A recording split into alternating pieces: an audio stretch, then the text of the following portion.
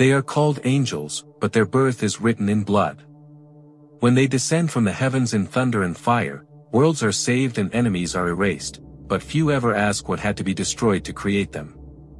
Long before a space marine stands 10 feet tall in ceramite armor, he is something far smaller, far weaker, and far more human. He is a child.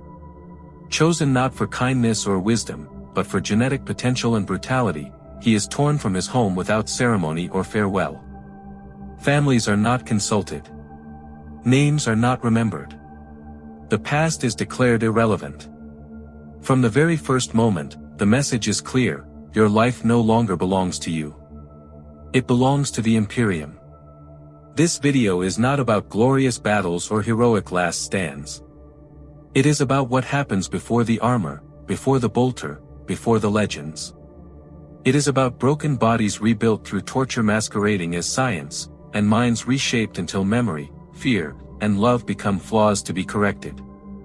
Space Marines are not born, they are manufactured, step by brutal step, through a process designed to kill the weak and erase the rest. By the time the transformation is complete, the boy is gone, replaced by something that no longer fights for choice, honor, or even survival. What remains is a weapon that believes itself holy, a living instrument of war that calls obedience faith and suffering duty.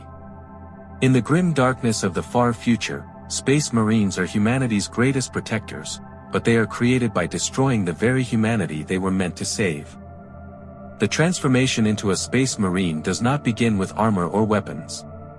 It begins with loss. Across the Imperium, children are selected from the harshest worlds imaginable, feral planets where survival demands violence, hive cities where life is cheap, and war-torn worlds where death is already familiar. These children are chosen not because they are good, but because they are strong enough to endure what comes next. The moment they are taken, their old lives end. Families are left behind without explanation. Parents are given no comfort, no answers, and often no proof their child still lives. Names, memories, and personal histories are treated as weaknesses that must be cut away. Recruits are told that their past does not matter, that attachment breeds hesitation, and hesitation leads to failure. Isolation becomes the first lesson. They are placed among strangers who are also afraid, also angry, also grieving, and forced into brutal trials that reward aggression and punish compassion. Bonds are discouraged unless they serve discipline. Even friendship becomes a liability. The Imperium does not want soldiers who remember being loved. It wants warriors who remember only orders. Over time, the recruits learn to suppress pain, fear, and longing, because showing them brings punishment or death. Childhood ends not with maturity, but with erasure. By the time training concludes, the boys who once dreamed of home struggle to remember faces, voices, or even why they ever cared. The Imperium calls this necessary. It claims humanity cannot survive without sacrifice. But the first sacrifice is always the same: the child who disappears long before the Space Marine is born. Once the mind has been broken, the body follows. The physical transformation into a Space Marine is a process so violent that survival itself is considered proof of worth. Recruits are subjected to surgeries that implant artificial organs, reinforced bones, and gene-crafted systems designed to turn flesh into a weapon. These procedures are not gentle, nor are they safe. Many aspirants die on operating slabs, their bodies rejecting implants or simply failing under the strain. Their deaths are not mourned. They are recorded, analyzed, and forgotten. Pain is constant. Bones are reshaped, muscles expanded, and organs forced to function in ways no human body ever should. The gene seed, the sacred biological legacy of their primarch, rewrites them at a cellular level, warping their physiology into something no longer fully human. Sleep is scarce. Recovery is minimal. Suffering is deliberate. The Imperium believes agony burns away weakness, leaving only strength behind. Those who endure emerge taller, heavier, and monstrously powerful, but the cost is immense. Their bodies no longer age as normal men do. Their senses sharpen beyond human limits. Their hearts beat with unnatural precision. What stands at the end of this process is not evolution, it is reconstruction. A Space Marine's body is a fortress, built to endure horrors that would annihilate ordinary soldiers. But every reinforced bone and artificial organ is a reminder that the original body was deemed insufficient. Humanity, in its natural form, was not enough. If the body is reforged through pain, the mind is reshaped through control. Hypno-indoctrination and psychological conditioning strip away individuality piece by piece. Memories fade, not naturally, but deliberately. Recruits are taught doctrine while unconscious, loyalty drilled directly into their subconscious. Fear is dulled. Doubt is punished. Emotional responses are regulated until grief, love, and empathy become distant echoes. The Imperium does not need Space Marines to understand why they fight, only that they must. Independent thought is dangerous. Questions lead to hesitation, and hesitation leads to failure. Faith fills the void left behind by erased identity. The Emperor becomes father, God, and purpose all at once. To disobey is not merely treason, it is heresy. Over time, the Marine's sense of self dissolves into ritual, routine, and obedience. He no longer measures life in years or relationships, but in campaigns and victories. Civilian lives become abstract numbers. Entire cities can burn, and he will feel nothing. This is not cruelty, it is design. A Space Marine who feels too much cannot function as intended. The Imperium does not see this as loss, but as purification. Humanity's flaws are removed, leaving behind clarity and resolve. Yet something essential is gone.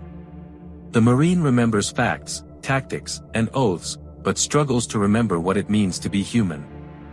He is calm in the face of slaughter, unwavering in destruction, and utterly certain in his purpose. The mind that emerges is unbreakable, but also unfeeling. When Space Marines finally take to the battlefield, they appear as legends made flesh. Towering figures in power armor, moving with impossible speed, wielding weapons that tear enemies apart in seconds. To the Imperium's citizens, they are angels of death, saviors sent by the Emperor himself. Their arrival often decides wars in hours that would have lasted decades. Space Marines do not retreat. They do not panic. They do not question orders, even when those orders condemn entire populations. Against aliens, heretics, and demons, they are unstoppable. But this perfection comes at a cost. On the battlefield, mercy is inefficiency. Compassion is weakness. A Space Marine will exterminate a city to cleanse corruption without hesitation. To him, civilians are strategic concerns, not lives. He does not hate his enemies, nor does he enjoy killing them. He simply performs his function. This emotional detachment makes Space Marines terrifying not just to their foes, but to the people they protect. Ordinary soldiers fight to survive. Space Marines fight because they were made to. They are worshipped, feared, and obeyed, yet never truly understood. The Imperium praises their heroism while ignoring the tragedy that created it. In saving humanity, they stand apart from it, isolated by their power and stripped of the ability to live as anything else. The darkest truth of the Space Marines lies not in their violence, but in the irony of their existence. They are humanity's greatest defenders, yet they no longer belong to humanity. Everything that once made them human, choice, emotion, connection, has been sacrificed in the name of survival. The Imperium claims this is the only way, that the galaxy is too cruel for mercy, too dangerous for hesitation. Perhaps it is right. Perhaps without Space Marines, humanity would already be extinct. But that does not make the cost insignificant. These warriors never chose their fate.